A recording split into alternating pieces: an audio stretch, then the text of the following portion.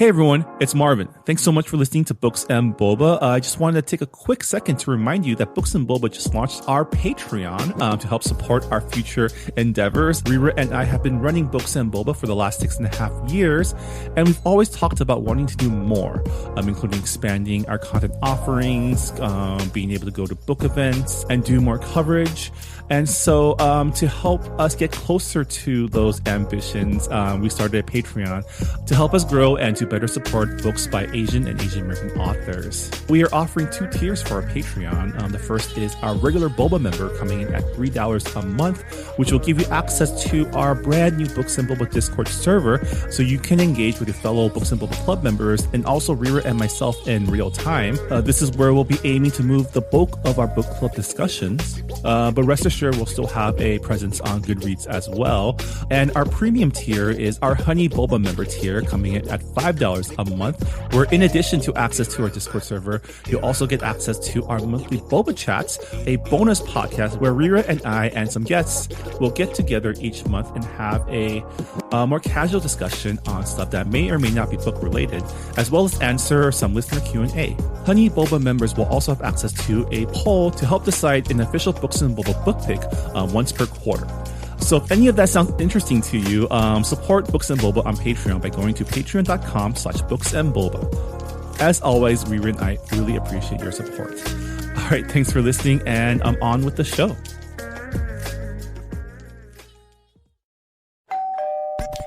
You're listening to Whoa!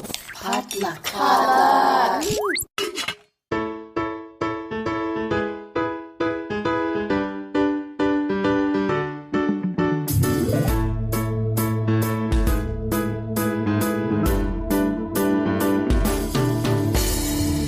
Hey, you're listening to Books and Boba, a book club and podcast featuring books by Asian and Asian American authors. And my name is Marvin Yuen. And I'm Rira Yu. And we are here today with another great author interview. We're interviewing Amanda Jayatissa, the author of My Sweet Girl, a new mystery suspense thriller that's out on September 14th. Yeah, the book is dual narrative, and it's set in Sri Lanka and also the Bay Area. And the book is about Paloma, who was adopted from a Sri Lankan orphanage. And as a 30-year-old now living in the Bay Area, she finds out that her roommate was murdered. And there's a lot of doubts playing in her mindset and a lot of ghost spookiness involved.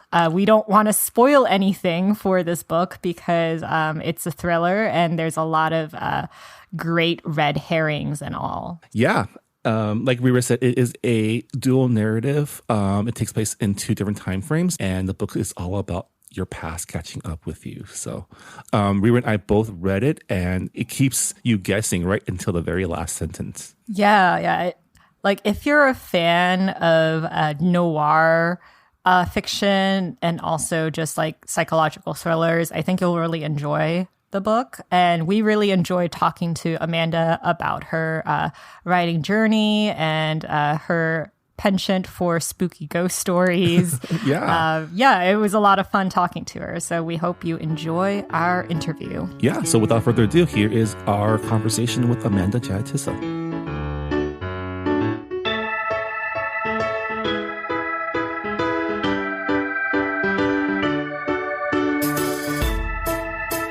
And we're here with author Amanda Jayatissa, the author of My Sweet Girl, her debut novel, which is a mystery thriller set in Sri Lanka and California. Welcome to the show. We're so happy that you're here with us. Oh, thank you. Thank you so much for having me, both of you. I'm very, very excited because this is my very first podcast. Oh, now we're nervous to make sure this is a good experience for you. Oh, I'm sure you both will be fine. It's me that we have to be worried about. And are you calling in from Sri Lanka? Yes, wow. It is currently 11:30. Okay. At night, yeah. So not too late. Yeah, it's 11 in the morning for us, so I guess it's like we're perfectly halfway around the world from each other. Exactly, perfectly halfway across.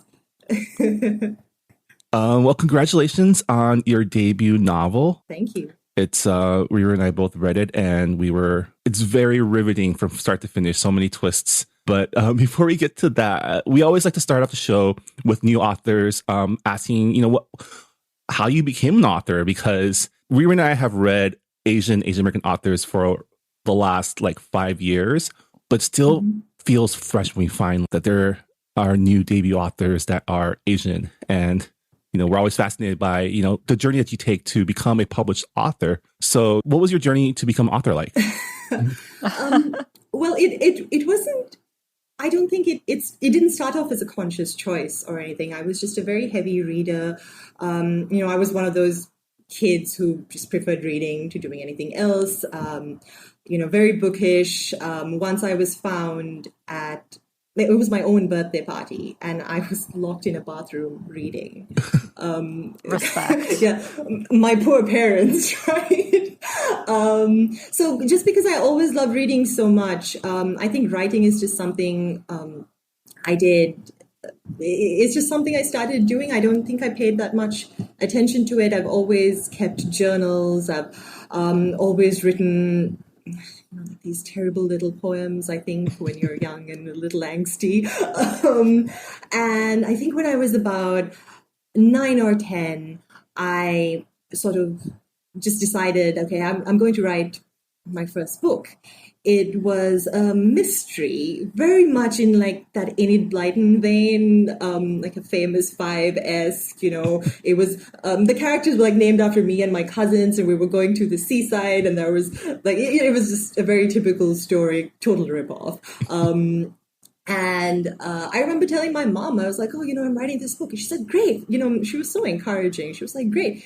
You write that book. We'll get it published. So 9-year-old me, with my pink gel pen, thought this was fantastic. And I had, all the confidence in the world. And I really think I have my mother to thank for that, because I never felt, that I was restricted in any way, or that there was a ceiling or anything like that. Of course, life happened. I wrote on and off, hit roadblocks like everyone did. And I remember it was I was working on this novel it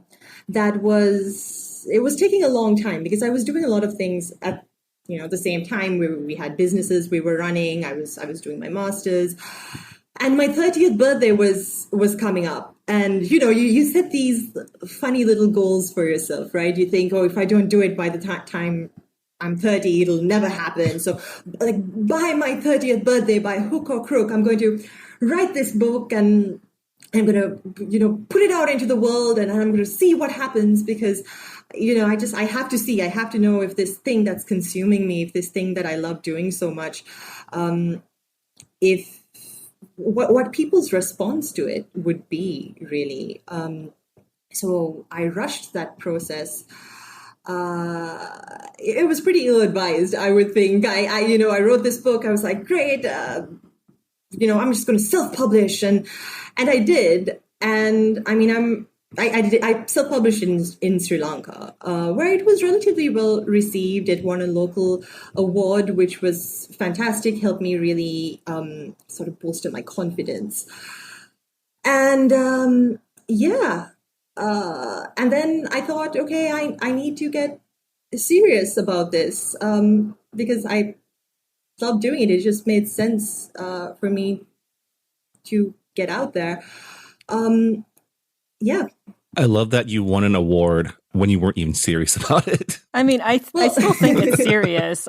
I mean, it's so great that your mother was encouraging about your writing and that you had so much confidence, because I feel like writing is... I've met so many insecure writers, and there's just so much self-doubt. And I think it's because you're alone when you're writing, and you're, second guessing yourself. So it's really amazing that your mother was so yeah, let's go publish that book of yours when you're 9 years old. That's not something that we hear that often. Oh no, she was great. I mean, don't get me wrong, I'm very, very insecure about my writing. Like imposter syndrome is so real. And I spend so much of my time just like fixating, like, do they hate it? Does everyone hate it? Like, why am I here? What is this? But it definitely did help, I think, from a young age, getting that reassurance and not getting laughed at or anything, when you're 9 and your ideas are ridiculous.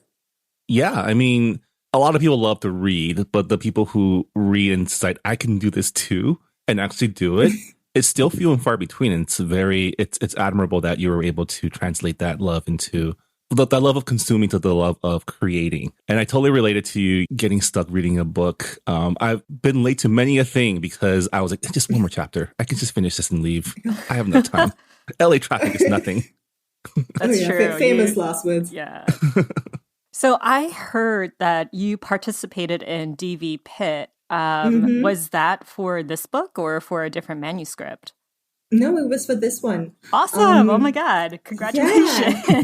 Thank you. It changed my life, really. I was finding the querying process, I think as many aspiring writers do, I was finding it very daunting, I guess, is the word. I spent a lot of time on my submission materials, on my querying materials, because I couldn't get it right. And I rewrote that first chapter at least like 5 or 6 times, going back and forth.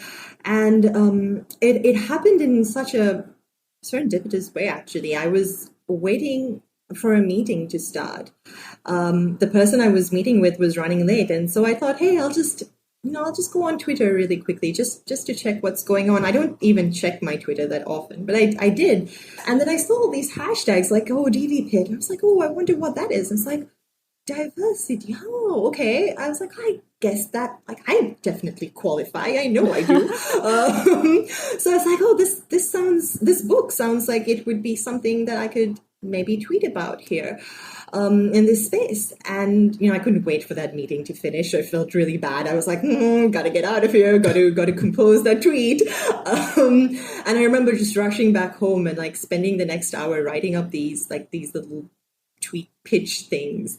And just being so overjoyed, just getting likes on them. I was like, oh my goodness, like another heart. Yes. Yeah, it was just such a wonderful experience. And I met my absolutely fantastic agent that way. And I think I've been very lucky during this process because I think my agent and my editor and my creative team in general have been so open and attentive, I guess, to my story and making sure that they don't censor me and censor my message, which was a worry that I had, when you get into something like this and you're really writing things that can be a little bit, they're your experiences, but, each individual experience can be controversial in certain senses. So I was very, very lucky that everyone was very respectful and very open to those experiences. So, yeah. Yeah, it's like we've had authors on the show who also found representation through DV Pit and similar like online events. And it's just so great because like I know for a lot of these writers, like, they don't know where to go after they finish their book. And publishing has been, mostly white, mostly male. And it's just so nice that there is a platform and there is like this mentorship where you can get representation. And I'm sure because you self-published first, it was a totally different experience to have other people on your team and actually like, help you rewrite your book, because when you're self-publishing, everything is, on you. Mm-hmm. Yeah, huge. That actually makes such a huge difference. I didn't realize how important and how much I actually now appreciate and value this collaborative process that goes into publishing a book. With self-publishing, you're just like, oh yeah, I think that's a great idea. I'm just going to do it. And you just realize like all the cogs and wheels of publishing. Like when I first got my publishing deal, I was like, and we're publishing a year away. Like that's such a long time. Like what goes on in a year? And I'm like, now it's like, wow, okay. I totally know what goes on in a year. Like a year is not enough. Oh my goodness. Like my publication date's coming up. It's less than a month away now. And I'm like, oh my goodness, that's so soon. How am I going to, deal with this? So yeah, the process has been unreal. But I'm so glad, so glad to have an amazing team. I really don't know how I would have gotten through this process without them. I'm very grateful. Yeah, I mean, your book is coming out September 14th, but you've been getting a lot of buzz for your books. I've been seeing your book like listed on like Goodreads, upcoming anticipated reads of 2021, and like a bunch of other like magazines who have listed your book. And like I can see why there is so much good press for your book, because when I was reading your book, I was at the edge of my seat. It was just so I think because like I am a very big consumer of thrillers, not just in books but also like TV. Like I'm very good at predicting things, and even when I do predict things, like it's like I don't mind as long as the red herrings are there, the clues are there. And for a lot of thrillers, like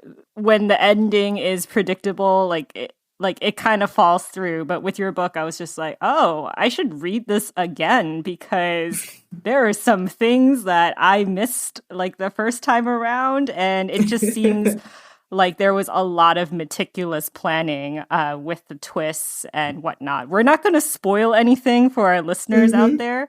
But can you talk a little bit about how you, I guess, like outlined your book, planned the mystery behind it?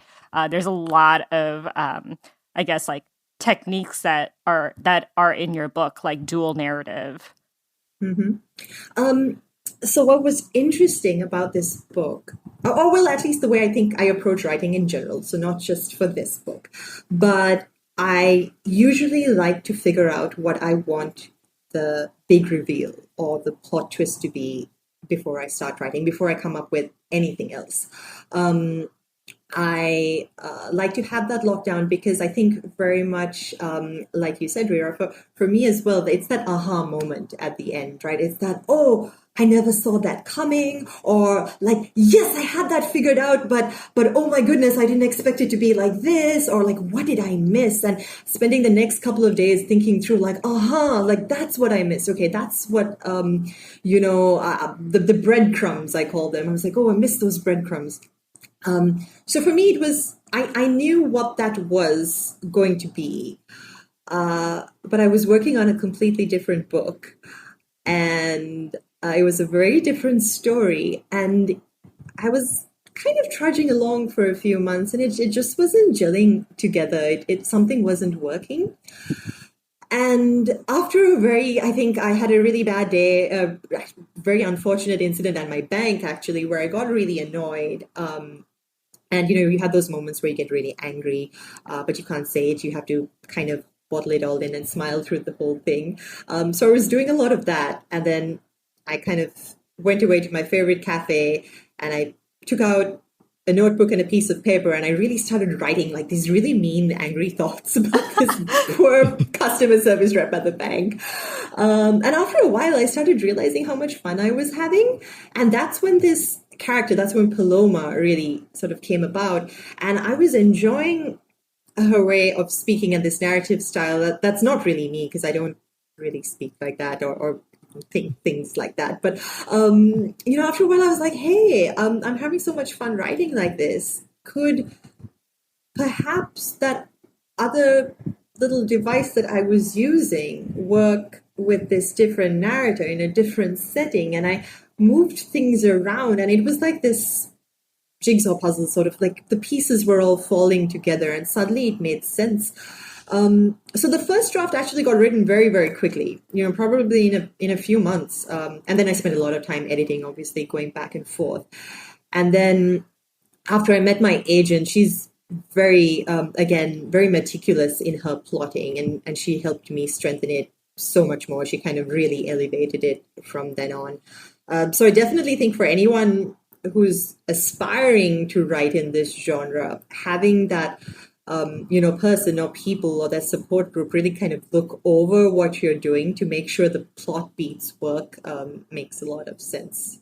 So yeah, again, collaborative process. It's been a lifesaver. I mean, I feel like your book is working on so many different levels, right? You're working on different timelines, different perspectives, unreliable narrators. Like there's so many moving pieces. It always feels like to me, especially when I talk to authors of like mystery and thrillers, it feels like such a challenge to write one of these. Like what drew you to this genre?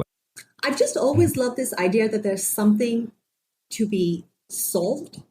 I think that's kind of like my approach to life in general. It's like, oh, there's a problem, we must solve it. I'm just one of those people. So with this, I've always just loved the idea that just this almost like this sleight of hand, this what have you been missing? What is the plot twist? And that feeling you get, it's like book hangover is what I call it. When you finish a book and you can't stop thinking about it. So I read obviously a lot of mysteries and thrillers and suspense. And I loved it. And I also love like the creepier books. I generally like a lot of horror, watch a lot of horror movies, that kind of thing as well. So it was very natural for me that I gravitated towards this kind of genre and this space. And I'm just having such a good time writing in it. So it's been so much fun. Yeah, I definitely got like goosebumps and like the creeps. I was reading this book on my phone, and every so often I would just kind of glance over like the edge of my screen. I'm like, is there someone like watching me? Asian ghosts are so scary. Our folklore is just like if you watch Asian horror movies, like the ghosts are like 100 times scarier than like what Hollywood comes up with. Yeah, so I couldn't agree more. Yeah, I just wanted to ask you, like, did you base like the ghosts and creepy stuff from like Sri Lankan folklore? Because we're not really familiar with it, so we can't confirm it on our own. Sure. Mohini is it is my favorite ghost story, and who would have a favorite ghost story? One might ask. Me. Mohini is very much probably one of our most famous urban legends here in Sri Lanka. It's very stereotypical, woman in white that I think you see across many, many cultures. But sort of the stories vary, but at its core, it's a woman dressed in white. She's always carrying a baby. She always kind of asks for help from preferably lonely male travelers, in the middle of the night. Like I said, the stories branch out. Sometimes she asks them to hold the baby, and when sort of they look into this bundle that she hands over to them, that's the last thing they ever see. Sometimes she gets into the car with them, and then after a while she just disappears, but then the men are driven to sort of madness and end up killing themselves after a few days. There are so many different variations of this story, but it's a story that's very special to me because it's a story we grew up sort of whispering to each other around a candle in the night. I have actually dressed up as Mohini and to scare my cousins when I was very young. Dedication. I had this like long black hair and I messed it up across my face, borrowed a white dress from my mom, and like they were terrified. It was hilarious. So when I knew that I needed to include this sort of ghost story element, or I really wanted to include this ghost story element into the book. And then I had kind of made up something else, and it wasn't working, and I knew it's like, this is the story, like this story has to make it into the book, because it was a story that really defined a lot of the scary stories of my childhood, and I loved being able to include it in My Sweet Girls. So Yeah, I definitely got some like gothic horror elements to it as well, and that's a genre that I absolutely loved when I was a kid. So, but like a lot of the gothic horror I consumed were British. So it was like nice that it was like set in Asia and we had Asian characters. And like I just love the fact that like the voice of Paloma came from your angry like like that bad experience with customer service, just writing like an angry Yelp review. Like I just love how I just love how all of that rage and meanness came in your book, but at the same time your book's title is called My Sweet Girl. And it just reminded me how, for a lot of women, especially Asian women, we're expected to have this, I guess, like mask to be polite, and we're trained at a very young age to be as accommodating as possible. So I just want to ask, like, was that a theme that you planned on having when you were writing your book? This like duality of having, I guess, like a polite self and just like holding back a lot of rage in your character.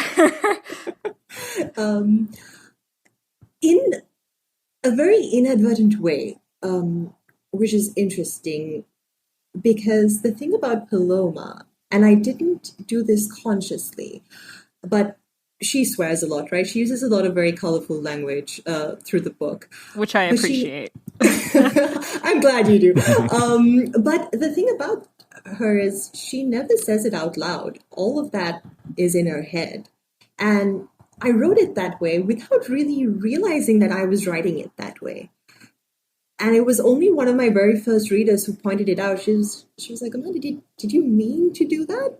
I was just like, that's really interesting. Did you mean to do that? I was like, actually, no, it wasn't something I was doing consciously. I was just thinking about, as a brown woman in a white space, how would you typically react? How were you conditioned to react? How did I react when there were things that angered me when I was living in the Bay Area?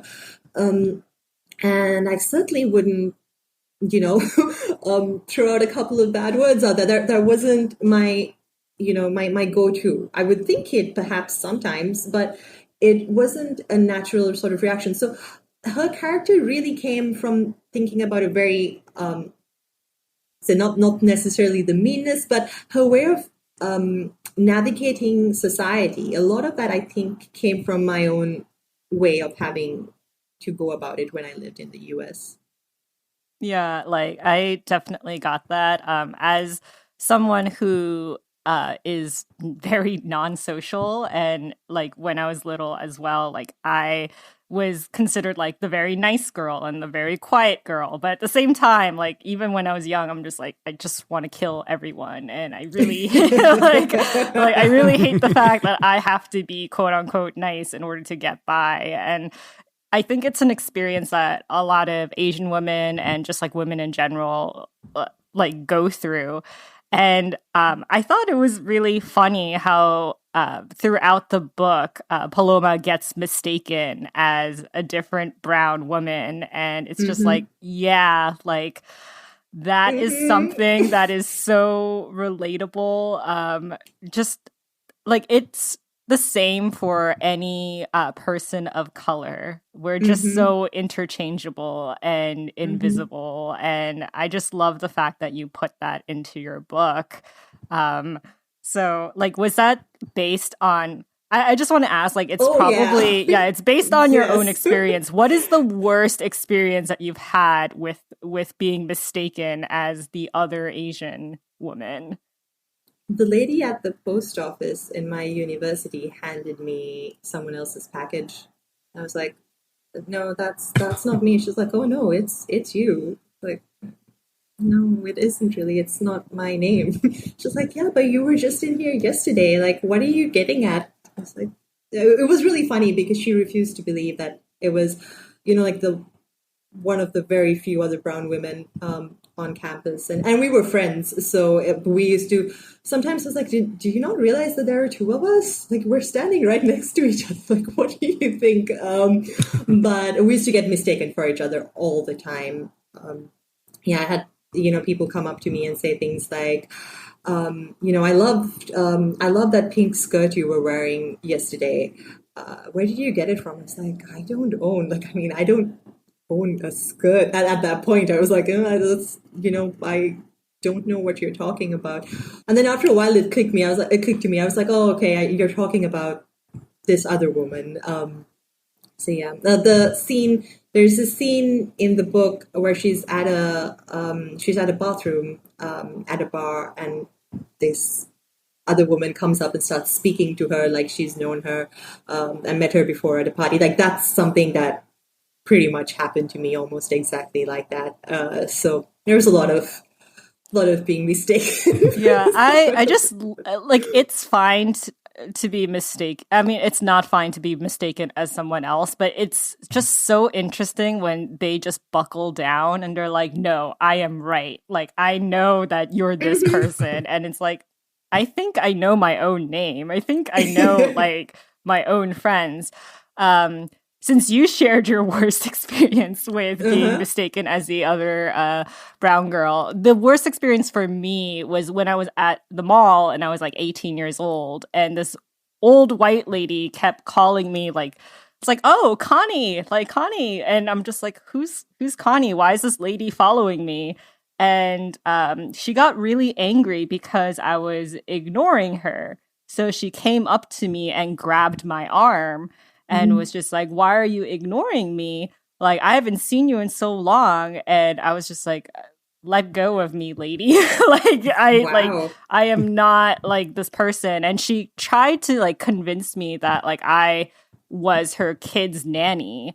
And I'm like, I'm 18 years old. Like, I am like, you're getting the age wrong. You're getting the wrong person. Wow. It was very interesting. And I love the fact that you explore, I guess, like the like white privilege in your book, because Paloma is adopted. And I do want to talk about that because a lot of adoptees have talked about like their white parents having kind of this savior complex. And I just want to ask, like, did you talk to other adoptees about their experiences with dealing with parents who don't know their privilege and might have good intentions, but things aren't adding up in their brain?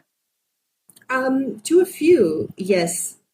I don't, probably not appropriate for me to name names, but there were definitely a few women that I spoke to from Sri Lanka who had been adopted, but also from other cultures. And there was definitely a trend in what they were saying. And it's not really fair to kind of, I think, categorize everything in this whole like, oh, there were white saviors, because the relationships are very complex, right?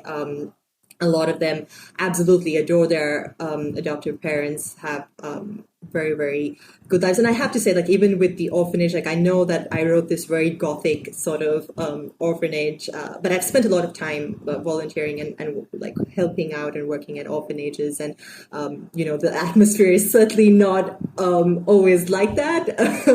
But there are certain... just like at their crux, there are certain things that you see these glimmers of. And that's what I caught on to. But of course, in the sense that it worked in my story and how this story needed to be told. So it's not everyone's story, certainly, but there are little bits and pieces that I've seen scattered along the way. I wonder if a lot of your like non-Asian readers will like get a lot of those glimmers, because I feel like there's a lot of inside jokes in your book, and like like the whole the people who talk about how exotic your culture is, and it's like, well, it's not exotic to me. This is my identity. This is like, this is just my life. And just to kind of like commodify it as something to be sold and to just kind of have, I guess, like a inspirational story to your life. It's something that we see a lot in other people's like experiences. Of course, it's not everyone's experience, but like you said, there are like glimmers of it, and I wonder if a lot of readers out there will catch it. Yeah. Again, like I can't speak to their experience, right? It is sort of a lot of my own personal things and things that I've picked up on. But I think as hopefully what, as more authors from different backgrounds come forward with their novels and they get published and people read them, that there will be at least some sense of understanding of, that's like some bridges might be crossed and some understanding might be gained. We don't sort of know. And it's interesting because when you were talking about this idea of being exoticized, it's always only certain elements that are exoticized, right? Usually things like how you look, but your certain like mannerisms and certain habits, those things are not exoticized at all. Those things are frowned upon, right? God forbid you like eat with your hands and you see these like looks of horror. People are like, oh no, that kind of behavior doesn't fly here. You're like, no, but that's how you eat. Like for me, that would be how I would eat, like rice and curry, which is our traditional meal. I'd eat it with my hands.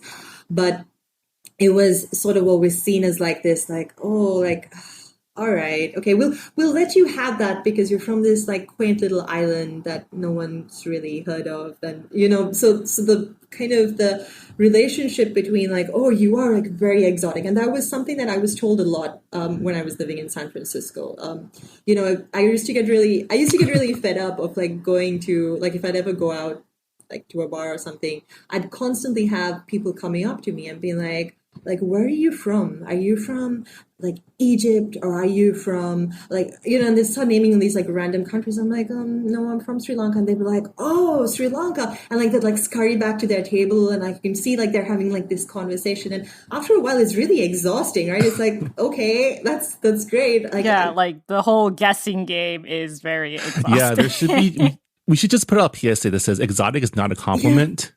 When you call us that, we don't feel happy about it. Well, like there are a lot of like spooky elements to your book, like we talked about with like Mohini, but the thing that scared me the most was the gaslighting. Like people not believing in what you've seen and saying like, well, like you weren't in the right mind, you were drunk, or like you're seeing things. And I'm like, oh God, this is just something that I'm always afraid of. And the fact that like you weaved it in with like the unreliable narrator, it was really interesting because even as a reader, I was like, I wonder if this is all real. And it was just like such like I guess like a tricky way to tie in all of the red herrings and mystery because you don't know what's real and what's not real. Was that challenging for you, or did it come naturally? I think the question is how easily we accept that a woman is losing her mind. Oh yeah, definitely. Yeah. And I think as women at some point in our lives, to maybe not to the degree that Paloma faced, but I think we've all at some point being made to feel like we are crazy for feeling certain things that are, that were completely validated. But at the time, someone would make you feel like, hey, is that right? Like, am I losing my mind? Am I crazy in that? And I think women face this a little more often just because, there are these perception and patriarchy and plus like a whole other can of worms, obviously. But I was very conscious of that because Paloma is abrasive, as we know. And she is, to a great degree, I mean, amusing, like sarcastic jokes and things aside, she is very unlikable, right?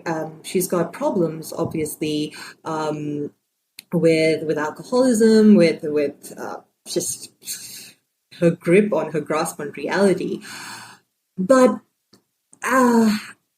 when we come across abrasive women like that, how easy is it for us to think, oh, she's just losing her mind, right? Because we see that side and we see that difficult side, and it's easier to think that a difficult woman, right? And I say that in quotes, like a difficult woman is being, again, in quotes, crazy, than it is a nice, well presented, like face to the world sort of person. So it was something I was very conscious of when I was writing, is how much people will tell her that she's losing her mind, and how much of that she starts to believe herself after a while. Yeah. I didn't really think about like, oh yeah, like there is this deep I guess trauma that a lot of women have of being told constantly like, okay, well, you're overreacting, or like what you're feeling is not valid. And it's like, oh, that makes sense because, I'm terrified throughout this book and there are no ghosts or like killers around the corner. It's the real horror is, sitting down and telling a police officer, I saw a body, there's something going on, there's someone stalking me, and them not believing you. It's like, were you drinking? Did you take your meds? And it's like, as someone who does take meds, this is kind of frightening. Mm-hmm. But you talked about like being in San Francisco, and like I just loved how you described your settings, not just San Francisco, but like Sri Lanka as well. But like for San Francisco, it was just very amusing to me because I felt like you captured like the hipster environment. So like I was just cackling at those moments where Paloma was just like, these millennial tech bros who are just, they don't know anything, but they want to look like they do. And Mm-hmm. So I did that on purpose, just because I'd spent time in San Francisco, and, she was angry at certain things that were happening to her when she was living in San Francisco. So it just made sense for me to do that, and then set the childhood in Sri Lanka because, I grew up in Sri Lanka, and it just felt like it made sense for me to go about it that way. Just like full disclosure though, and I have to say, like when I was writing, I think those little bits about especially people, like I would totally be someone that Paloma would make fun of. Like when I was writing it, I was like, oh, like green goddess smoothie. Like I love me a green goddess smoothie, and like so a lot of that was just a lot of tongue in cheek. Like how much fun can I make of, like even myself sometimes, or like people that I've seen. And yeah, it wasn't meant to be like cruel as much as it was just like, for me, it was just like little funny things that I could, just observations, I guess. Yeah, I like the fact that Paloma was self-aware because, like you said, with the green goddess smoothie, like she does go into a store to get that, and she's like, I know I look super basic, and like I know, like I know that like all I'm missing is a crop top and some yoga pants, and like people will, like I know what this smoothie maker is thinking, and I was like, man, like the self-awareness was just so funny to me. And yeah, like I'm pretty sure like Paloma would make fun of me as well for for certain situations. So yeah, I was like cracking up. Yeah. So your debut novel is coming out. What's next for you? Are you working on another book? Yes, I am. I am in the editing process. So like we're just wrapping up, I think, what I hope will be sort of one of the final editing rounds of book 2, which would be out, I think, sometime next year. It is, I don't know how much I can actually speak about it, but I can say that it takes place in Sri Lanka, and it kind of centers around this big sort of Sri Lankan wedding.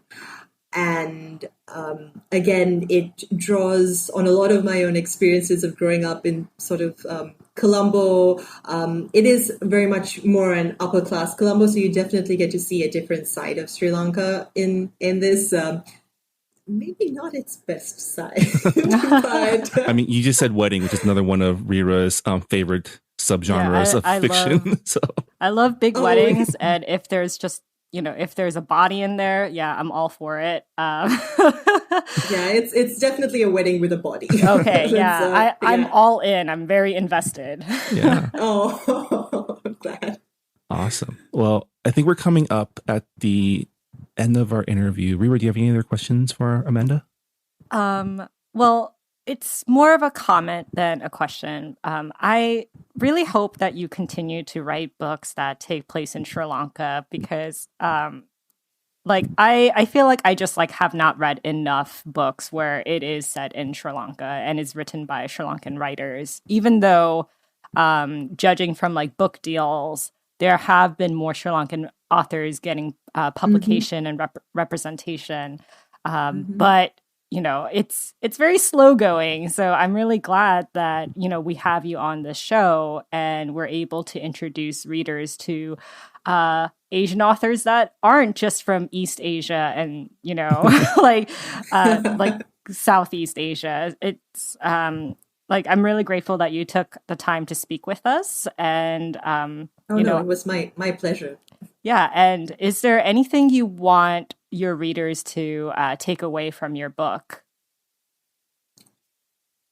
Ooh, that's a good question. And before I get to that, actually, just let me address really quickly. There are an amazing few, but a group of very amazing Sri Lankan writers out there. There are less Sri Lankans writing genre fiction, but now I think there are, in more recent times, a few amazing science fiction writers. And, so you are seeing this emergence, which is fantastic. And I think the more, and this book deal, for example, is very, very important for me because I would like other Sri Lankan writers to know that this is a possibility, seeking representation, looking to get traditionally published. That is an option because it wasn't something that had happened often enough that I knew that it was an option for me from the get-go. It was something I had to research heavily and kind of find my way through. But definitely look up. There are a lot of amazing Sri Lankan writers out there. And to get back to your question about what I hope readers would take away from this book, I think at my core with a writer, and yes, there are a lot of messages in the book. There are a lot of little frustrations that I channeled into, that I hope would resonate with some people and that I hope would open many people's eyes. But at the end of the day, I just really want you to read the story and think, oh damn, I didn't see that one coming. That's what I want, right? As a writer, my joy, what the thing that makes me really happy and keep doing this is when people come back and say hey, I read your book and I really enjoyed it and I didn't see that coming and I'm still thinking about it. For me, that is the highest compliment that you can pay me. So yeah, really, I just want people to enjoy it because I really enjoyed writing it.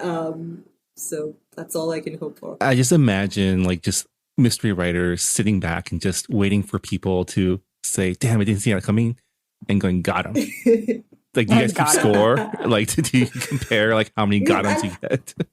No, and the funny thing about writing in this genre is people will come and say the most ridiculous things to you and you take it as a compliment, right?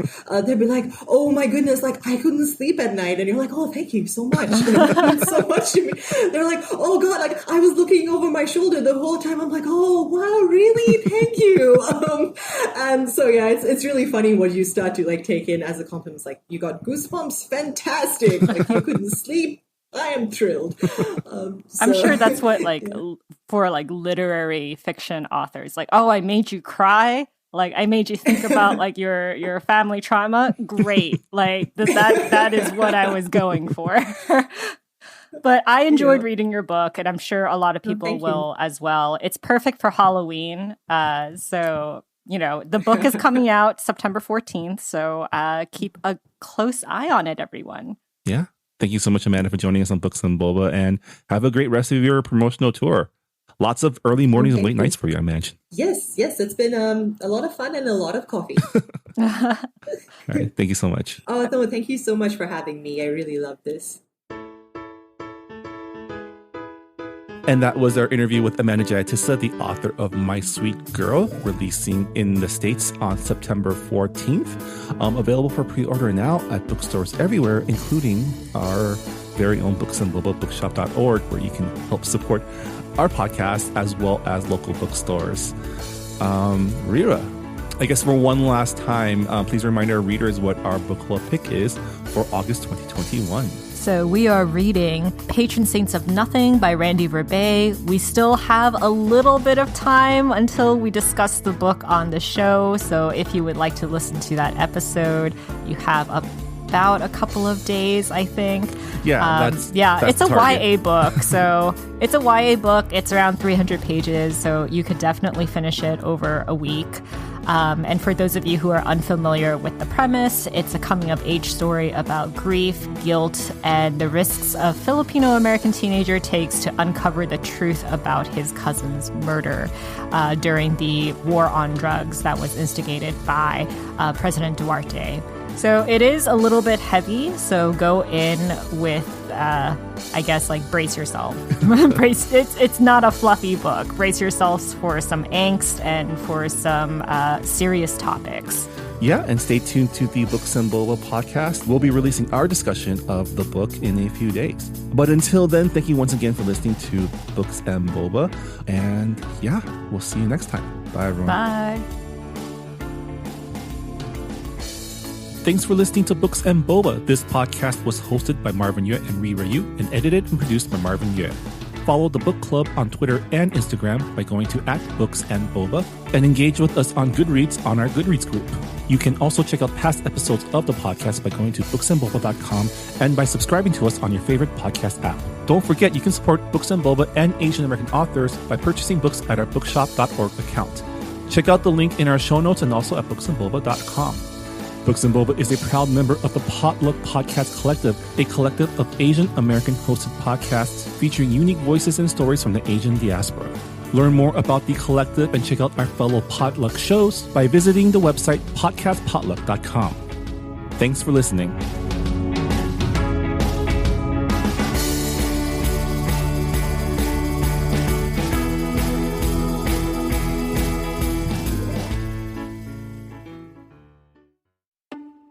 Life gets a little crazy sometimes.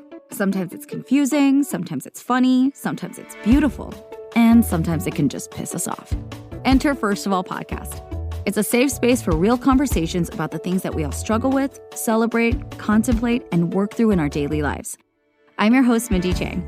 I'm an actor, filmmaker, and entrepreneur with a colorful background, a full life, and brilliant friends who I love to unpack life with to share with all of you. They are everyday people like you and me, ranging from award-winning artists, cultural icons, powerful CEOs, my hilarious childhood friends, and even my mom. Tune in for honest conversations on mental health, dating, sex, family, career, culture, and everything in between. Listen to First of All wherever you find podcasts, part of the Potluck Podcast Collective.